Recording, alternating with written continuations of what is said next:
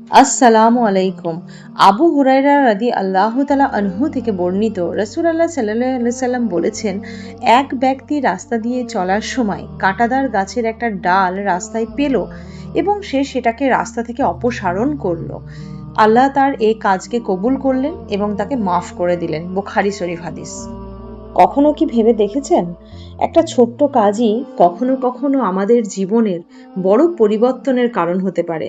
রাস্তার ধারে একটা কাঁটা, আমরা ভাবি এইটুকু সরিয়ে দিলে হবে আর কি, কিন্তু আল্লাহর কাছে সেটাই হতে পারে ক্ষমার দরজা খুলে দেওয়ার আমল।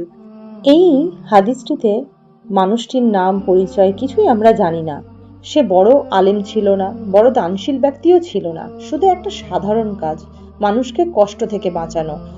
আর আল্লাহ ঠিক এই কাজটাকেই এতটা পছন্দ করলেন যে তাকে মাফ করে দিলেন। ভালো কাজ কখনো ছোট হয় না। মানুষকে কষ্ট থেকে বাঁচানো, এটাই ইসলামের আসল সৌন্দর্য। একটা কাঁটা সরানো, একটা কল খুলে পানি দাও, একজনকে রাস্তা চিনিয়ে দাও, মাঝে মাঝে হাসি মুখে একটা কথা বলাই কারোর দিন বদলে দিতে পারে। আমাদের নিয়তি হচ্ছে আসল।